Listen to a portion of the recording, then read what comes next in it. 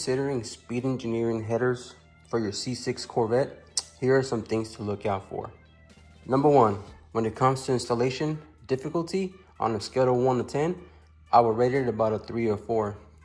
It is probably the easiest set of headers that I've ever installed on all the vehicles that I've worked on. Considering the amount of room you have, installing headers on the C6 Corvette, just the headers alone, is actually fairly easy, especially if the headers are well made and fitted. Now, let me cover that well made. I purchased these headers in April of 2025. So if you watch this video 10 years in the future, it might have changed, okay? This just applies to this 2025, but some things to look out for, all right? Now, I have done research on old forums on Google and Facebook forums. And what I discovered was when it came to the biggest complaint of speed engineering headers, they always say you get what you pay for. Now, the only issue that I ran into was I had to hammer and use heat to put a dent on one of my collectors for the passenger side, the top part. I ran into the issue that my transmission line was barely touching that collector on the top side. Now, I'll go down and record here in a minute and I will show you that part where it touched. But when it came to fitment overall, I would rate it about an 8. Some of you might say, hey, touching your transmission line, I don't know if I would give it such a high rating.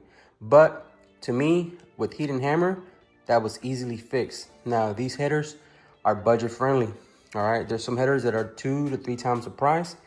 For what you paid for and just a little bit of work you had to do to massage that collector on the passenger side, that's not bad, all right?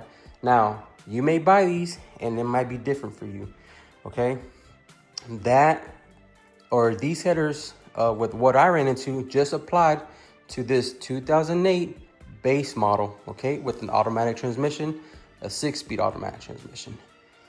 Now, if you have the LS2, that setup might be slightly different and you might not run into that issue, or you might run into something different, okay?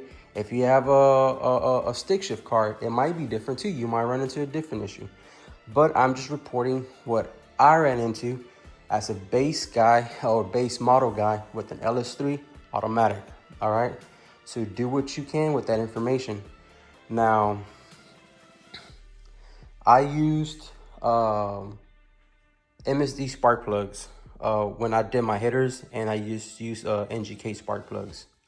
Spark plugs and MSD spark plug wires. Nothing special. I used these right here. I had an old set from an old project that were brand new. I couldn't sell them on Facebook Marketplace. I couldn't give them away. So here we are, full circle, I guess, if you want to call it. And I just went ahead and used these.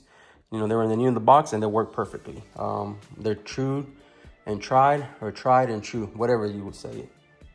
All right, so here's the issue that I had ran into. These are my transmission lines, and I had to use heat and the hammer to dent this part of the header towards the top side. Now, this is the passenger side. And before I massaged this header collector, it was basically touching. So like I said, I put a nice little dent right in this area. I had marked it, and I knew whereabout I had to dent it. And this is the only issue I ran into. Now, somebody that the guy that I bought my rear wheels from, his issue was that he ran into the O2 sensor hitting his transmission lines, and he advised me that that's what he ran into, but I did not run into that. So you know, that's the only issue I ran into. So while I was down here, just for preventative maintenance, I replaced my starter because my old one was starting to go out. And I knew that because it was heat soaking and it was having a hard start after, I would drive to 15, 20 minutes and they would get nice and hot with the original manifold and the catalytic converter being in this area. I think had cooked my starter. So, just a tip or some advice while you're down here, replace it. And if you want to, go ahead and you can put a heat shield. I didn't put one in there because I think I'll be fine. But that's just some advice. Another thing that could happen for you is when you've been running your AC all day, in your car, cruising, when you get out and shut it off, you're gonna hear your water hitting your collector. And so you're gonna hear that splash that's gonna sound something like this. So if you hear that, don't freak out. It's just water condensation hitting your collector. And I think that's these marks right here that I'm getting, these little rust marks, but it washes off.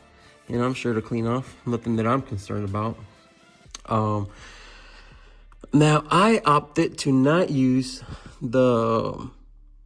basically the X pipe that Speed Engineering sells for this car. I decided to just take it to my local exhaust shop, and I had them weld a 3-inch to 2.5-inch collector V-band.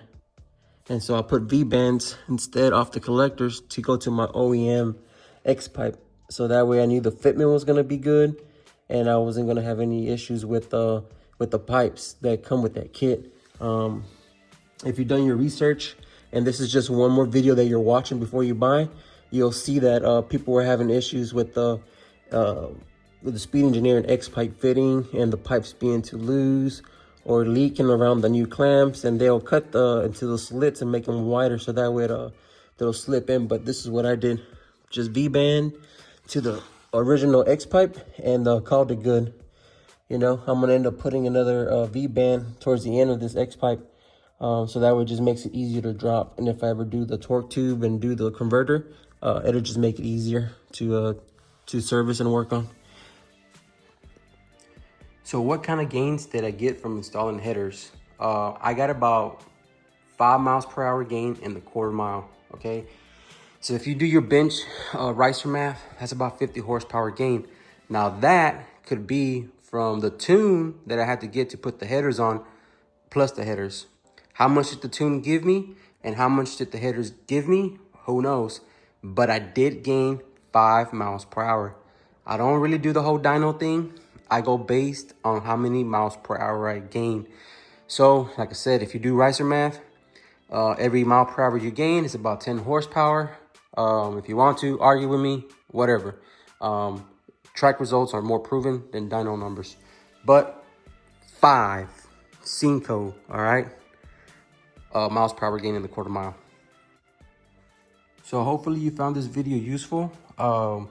As another form of research that you found on YouTube, and to convince you to go Speed Engineering.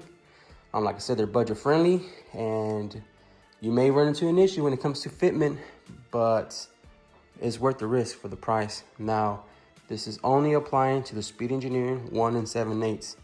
I think if you go bigger, the 2-inch ones, you know, bigger isn't always better. That's what she said.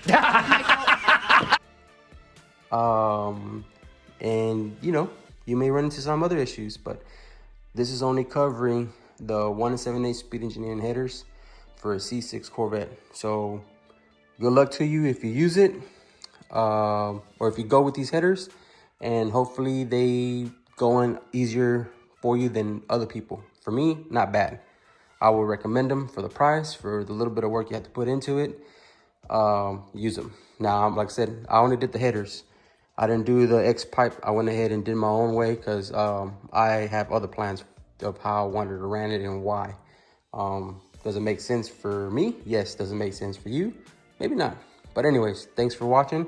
If you found this video useful, give your boy a like, a sub, and maybe you'll watch this video in 10 years and maybe Speed Engineering will be like at the top of the food chain, like up there with, you know, the big companies, or maybe they go bankrupt. Who knows? Anyways, thanks for watching. Damn, these things are fast. I'm okay. I'm okay.